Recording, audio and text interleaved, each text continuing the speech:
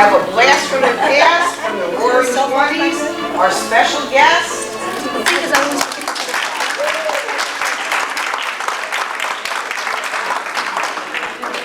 Good evening. Good evening. How are you all tonight? I am so glad to be here tonight. Please allow me to introduce myself. My name is Alice Dupuy, and I am here today as a representative of the Roaring Twenties, the Jazz Age. It was a wonderful time in many ways, and I had a wonderful childhood. I was fortunate enough to have been born into an affluent Philadelphia family, so life was an adventure. Shopping trips to New York City, lunch at the Ritz, afternoon tea in the most fashionable salons, the trolleys, the noise, the vendors. I loved it all. Well, the Roaring Twenties were heavily influenced by the defining event of the beginning of the 20th century. And of course, by this I mean the Great War. I was born in 1893, so I was just 21 when the Great War began in 1914. Now, because I had attended boarding school in London and finishing school in France, many of the young men that I had come to know perished in what we have since come to call the war to end all wars. When it was all over 4 years later, many of us were angered by the waste of life, and we resented our elders for having allowed it to happen. And we had a little bit of a rebellion, I guess you could say. We felt that since life was obviously so short and uncertain, we needed to enjoy every possible moment while we were young. Our music, our dancing, our fashions, our lives in general reflected our feelings. We wanted to do everything differently from our Edwardian and Victorian parents and grandparents. Now, after the war, everyday life was changing dramatically. The use of electricity in our lives really began to grow. There were so many new inventions, so much new technology, that it really was quite simple for us to live extremely different lives from our elders. They didn't even know what to do with all of this new stuff. And consumerism is always a major contributor to boom, and in the Jazz Age, it certainly stayed true to form. America had recently recovered from the great financial panic of 1873, and over the next decades, which would become known as the Gilded Age, huge fortunes were amassed and spent. People were getting rich quick. People were playing the stock market. Spending had never been so high. Many people were caught up in the stock market craze, especially from 1925 to 1929. Nobody knew what was coming. It was fun, and it was the heyday of the Jazz Age. Duke Ellington, Louis Armstrong, Al Jolson. We all listened to them on our radios, which had become a familiar feature of just about every home by 1922. You know, war has a way of improving technology that then finds its way to the common folk. So it wasn't just radios. It was telephones and automobiles and aeroplanes, for instance. Did you know the television was invented in 1926? Yes, it wasn't out for everyone, but it was invented then. But airplanes, that really changed how people viewed their world. My father began to say that we would never more take a ship, but rather fly to anywhere in Europe we wished to go. And that was good for my mother because we couldn't get her on a ship after the sinking of the Titanic in 1912. By 1924, 8 American pilots had circumnavigated the globe using a series of planes. But before 1927, no human being had flown straight across the Atlantic. Charles Lindbergh was the first to do it, handsome fly boy that he was, and I have a picture here to show you.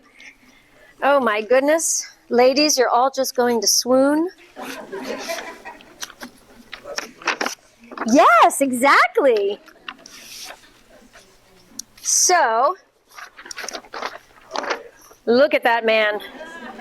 Oh my goodness. Right. So, he was honored by President Calvin Coolidge, who made a speech honoring his remarkable achievement. And he was considered a true hero in my day, perhaps not in yours. But now it was the women's turn. Amy Guest, who was a wealthy American socialite living in London, decided that she wanted to be the first woman to be flown across the Atlantic. She wasn't a pilot, so she had to be flown across the Atlantic, but then decided that it was probably too dangerous. But she said she would sponsor the project anyway, as long as they could find the right girl with the right image. So the promoter, a publisher by the name of George B. Putnam, telephoned a female pilot that he knew by the name of? Very good, yes. Amelia Earhart, and signed her on to the project. Now, he, of course, signed her on purely as a passenger. She did not pilot the plane during that particular flight, but she did say that she would probably try it alone later on. At the time, though, she said she was rather like a sack of potatoes, just along for the ride. When this team, this crew, returned, they too were given a ticker tape parade in New York, a speech by the president, welcoming them home and honoring their achievement. Now, because of her physical resemblance to Lindbergh, and I have that photo to show you. Here we go. So you're going to find this incredible. Could we pass some of these out? Pass these out. Go down the line, please. And I'll hold one up. So this is Charles Lindbergh. This is Amelia, Charles and Amelia. Because of her physical resemblance to Lindbergh, whom the press had dubbed Lucky Lindy, yes, the public began referring to her as Lady Lindy. Can you imagine? Now, Amelia Earhart was not the only female pilot. In fact, she wasn't even the first. But her exploits led her to be the most famous female pilot. And Putnam did a great job promoting her. In fact, he ended up marrying her. The first pilot, the first female pilot, was French. Her name was Élise Raymonde de la Roche, and she received her pilot's license in 1910 from the Fédération Aéronautique Internationale. And in 1911, Harriet Quimby became the first American female pilot. And she was the first woman to fly across the English Channel. You're probably wondering why you haven't heard her name. Well, she accomplished her feat on the 16th of April, 1912, the day after the sinking of the Titanic. So she didn't get a lot of media coverage. And unfortunately, she died 3 months later during an air show. Yes. Now, Bessie Coleman was the first Black and Cherokee woman to get her pilot's license, and she had to go to France, of course, because of racism, and she went also to the Fédération Aéronautique Internationale. So that made her, in 1921, the first Black person of either sex to become an international pilot. Yes, and unfortunately, De La Roche and Coleman were both killed in plane accidents in 1919 and 1926. So who knows? If they hadn't been killed, maybe they would have been the first female to fly across the Atlantic, or even the first person, because they might have done it before Lindbergh did. So it was exploits of women like these that I've just mentioned that called attention to the fact that women were more and more engaging in and pursuing traditionally male activities. They were pursuing careers in business, politics, and sports to a far greater degree than ever before. Now, of course, we all know, at least I think you probably know, this man, who was the most famous sports athlete, yes, Babe Ruth. It was probably the most famous athlete of the 20s, and I have a quote here about him. He had a career that spanned 20 years in baseball. And they said of him, his appeal was that he appeared to exemplify the American success story, and his home runs made Americans feel like they were number one after the Great War. But you may not know about the most famous female baseball player of all time. Does anyone know? Lizzie Murphy. She was the queen of baseball, and she was the first female to play professional ball, competing against men starting in 1922. She had a career of 17 years as a first baseman, and she played on several all-star teams. She was the first person of either sex to play on both the American and the National League baseball teams. So women were definitely going up against the status quo at that time to gain fame, fortune, power, money. And one of those who certainly sparked some interest was Coco Chanel, who rose to fame as a designer of women's clothing and started her own line. You know the logo? Yes. And her look was one of youthful ease and liberated physicality and unencumbered sportive freedom, which is what women needed at this time. And in 1926, she invented the little black dress. Yes. She was also asked to design costumes for Hollywood, but she refused because she found the industry vulgar. But it served many women very well. Now, you probably know, no, I have her here. Anybody know? The most famous actress of the day? Clara Bow. Yes, Clara Bow. She was the most famous actress of her day. She successfully transitioned from silent film to the talkies. She was the it girl. She was the first it girl and the sex symbol of her age. Now, another actor who successfully transitioned from not only vaudeville to silent film, but then to the talkies, was a Jewish Lithuanian-American immigrant by the name of Asa Yolson. He was the star of the first full-length talking motion picture to be a commercial success right here, the jazz singer. So you know him as Al Jolson. Yes, Asa Yolson was Al Jolson. Now, when this film came out, it really became iconic and emblematic of the 1920s. But there was another film that was equally so, and it was Steamboat Willie. Steamboat Willie. Do I have him up here? Yes, there we go. Steamboat Willie. Walt Disney and Ub Iwerks had created Mickey Mouse, and when Walt Disney saw the jazz singer, he decided that Mickey had to have his own full-length sound picture. So he committed himself to creating the first fully synchronized sound animation film, and that was in, I think, 1928 or 29. And we have a woman to thank, by the way, for Mickey, who became an icon of American pop culture. Do you know that Walt Disney wanted to name him Mortimer? Mortimer Mouse. And he was on the train with his wife, and she said, "Really, Walt? Mortimer? How about Mickey?"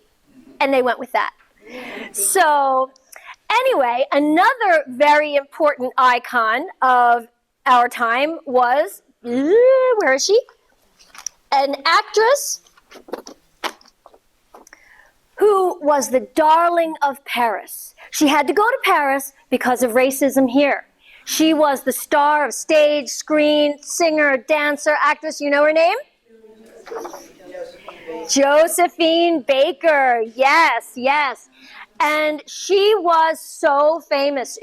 Everyone loved her. She actually became a hero of World War II. And she went on to adopt 12 children of different races and ethnicities that she called her Rainbow Tribe. Yes. Now, there were two actors who did not successfully make the transition. And that was, right here, Mary Pickford and Douglas Fairbanks. Now, they were the power couple of the silent film industry.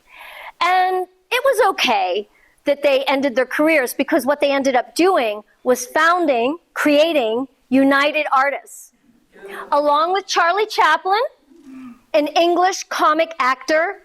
He was a filmmaker, he was a composer, and that gave him a lot of power because he now had control over his own films, and it made him a very important figure in the industry. He had a career that spanned 75 years, and he created the persona, the tramp, and he became a worldwide icon. Now, Mary Pickford became the most powerful woman in Hollywood, and she and Fairbanks went on to found the Academy, and she got the Academy Award for Best Actress for a film that she did. So they still were in the game. Now, women needed power and in order to advance. And how do you get power? Money, politics, and of course nowadays they sort of go hand in hand, don't they? So anyway, women needed the vote, right? And the 1920s changed everything for women and their role in society. We got the vote in 1920 with the 19th Amendment, and Alice Paul from New Jersey in 1923 wrote the first iteration of the Equal Rights Amendment that she called the Susan B. Anthony Amendment. She was also the founder of the National Women's Party and the World Women's Party, and by 1928, she had earned 3 law degrees because she knew she would need them for the fight that lay ahead to get equal rights for women. So I was very proud of my mother, who was very involved in the suffragist movement, who actually worked very hard at a local level, worked with Alice Paul to help her. And I remember all the meetings and the events that she chaired, and women were being spit on, cursed at, attacked, thrown in jail, tortured, force-fed in prison. And it's just so amazing to me how courageous they were to continue with that fight so that we could all get the right to vote. Can we give them a round of applause? While you're applauding, I'm going to take off my coat because I'm getting hot. Is it me or is it hot in here? It's hot. It's a little warm. Okay. So anyway, my mother and I used to talk about all those events. We would sit down for a cup of tea or a glass of iced tea, which I love. And my mother told me a funny story about tea bags. So there was a tea importer, and I forget his name real quick. Let me just look at his name. Oh, yes, Thomas Sullivan. And he had a little problem. Back in the day, this is how we transported tea. So you would keep your tea in a tin. The tea seller would ship samples of the tea in these little tins. Well, can you imagine what problem would be caused by shipping these tins with the tea inside? The cost. The cost.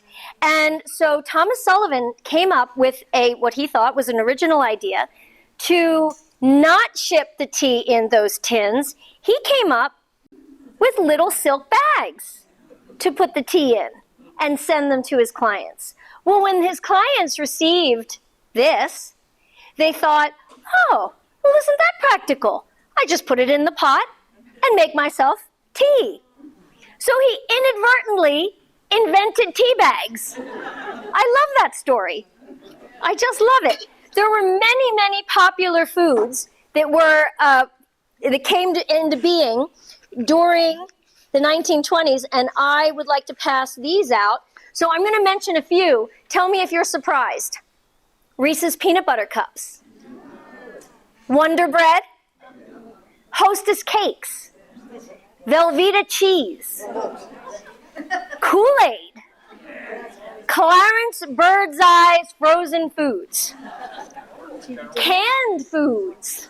No, not yet. Not TV dinners yet. But canned food because during the war, the process of canned food was perfected and improved. And so after the war, canned food had a booming market for two reasons. One, because the process had been improved during the war. And two, you had all these servicemen who had spent years eating out of tin cans. And they were used to it. So there was a ready market for tin cans. And I have to say, the tea bags were a great way and an easy way. Everything was about convenience, and that was definitely convenient. I love iced tea. How many of you love to have some iced tea on a hot summer day? We could actually use some iced tea right now, couldn't we?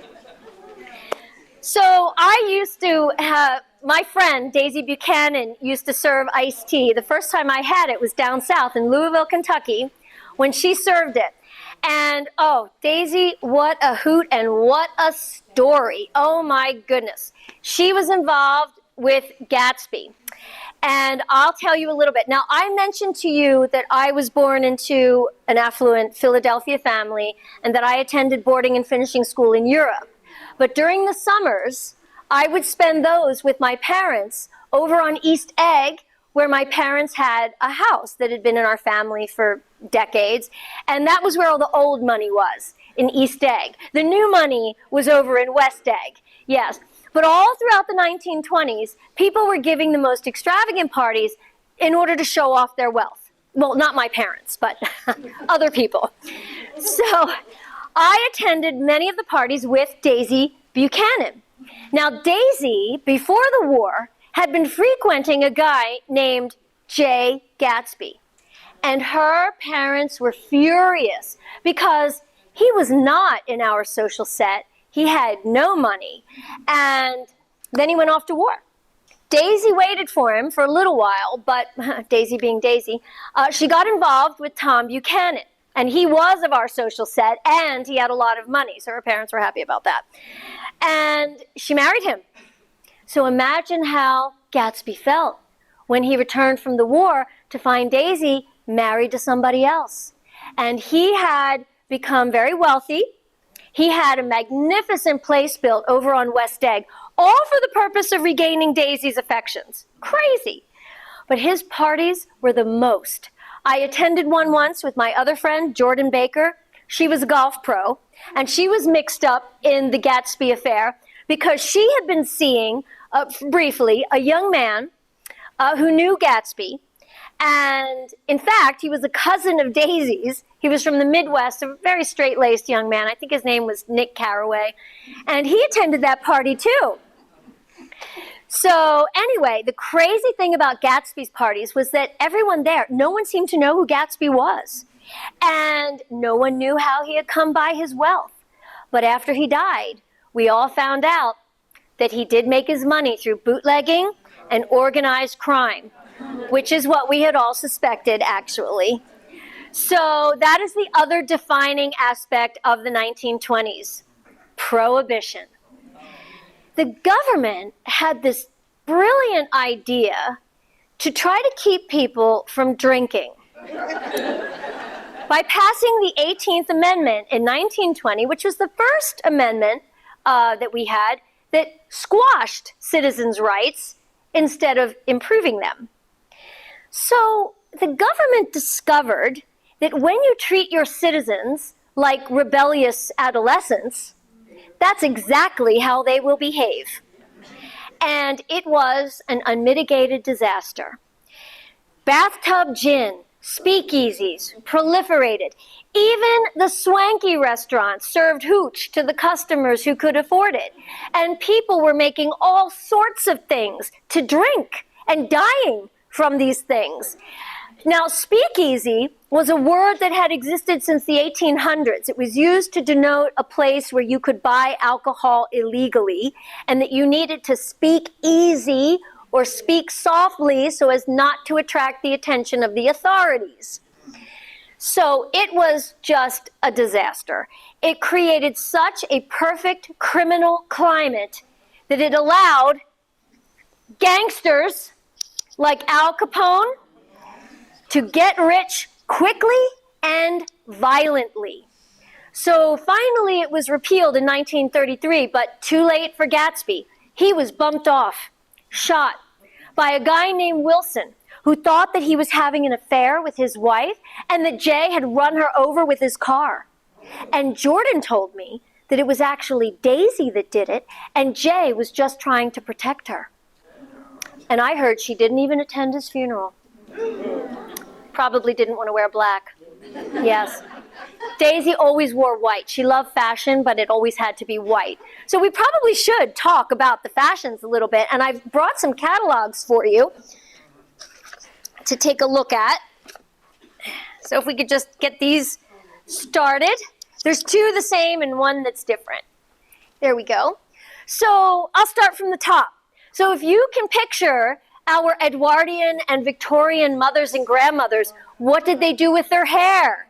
They wore long hair and they piled it on top of their heads with big, broad hats. So what did we do?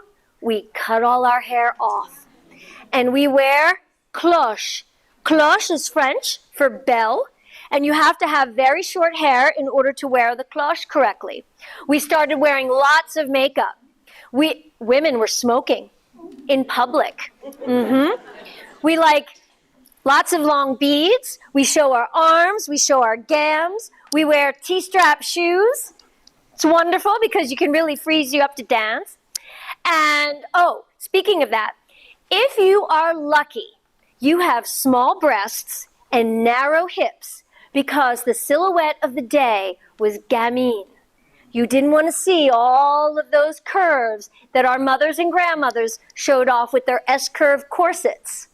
The fashionable women were wearing the new brasiers, like the Symington side lacer, really pulled you in there. I'm one of the unlucky ones, too curvy. Now, speaking of corsets, do you know that during the Great War, the government asked women to stop wearing corsets in order to conserve metal? And 28,000 tons of steel were conserved, enough to build 2 battleships. I'm not sure what that says about us, ladies. So, but in any case, it was wonderful to be free of corsets. For us, it was the bee's knees. And it really did free you up to dance. And dance we did. And what was the most popular dance of the day? The Charleston. Yes, it was based on a very popular 1923 song. Josephine Baker, I think I was just showing her picture, she danced the Charleston at the 1926 Folies Bergère. So I thought we could try it. So while I get that ready, we're going to pass around a little surprise. Reese's! Can we pass them around? Okay. All right, so we're going to turn on the music. And everybody up. I'm going to show you a very, very basic step. You know, very, very easy. Okay. You ready? Okay, so you're just going to step and kick and step and back. Step and kick and step and back. So get this going. Okay, then you can throw your arms in there. Okay, then you can put your feet together, hand on your hip, and just da, da, da, da, da, da, da, da. And then put your hands on your knees. And da, da, da, da, da, da, da, da. Okay, you ready? We're going to put on the music.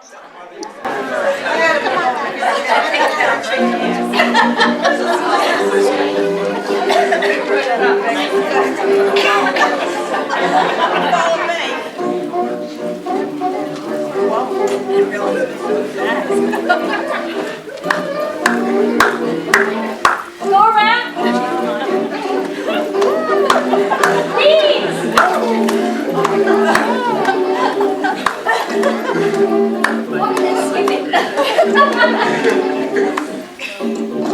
It's skipping. Okay, bravo! You did a good job.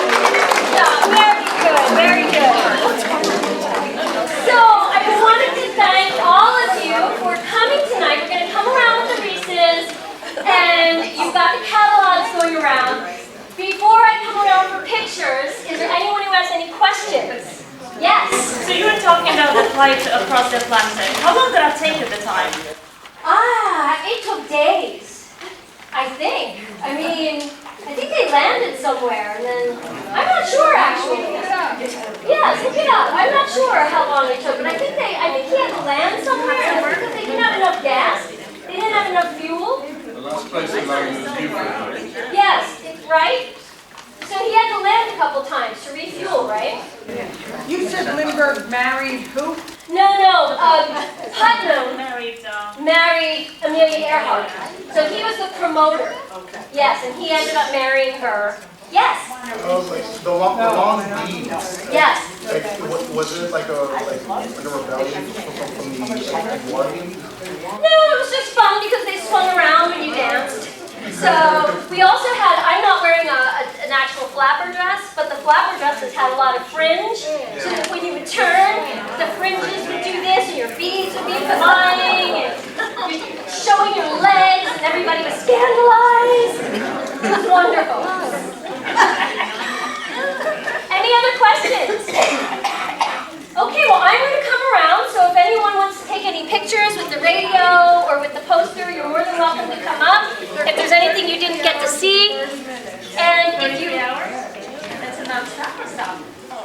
if you have any handouts, you can just put them up on the table. Yes? Oh, how much? Do you have the time? 33 hours. 33 hours.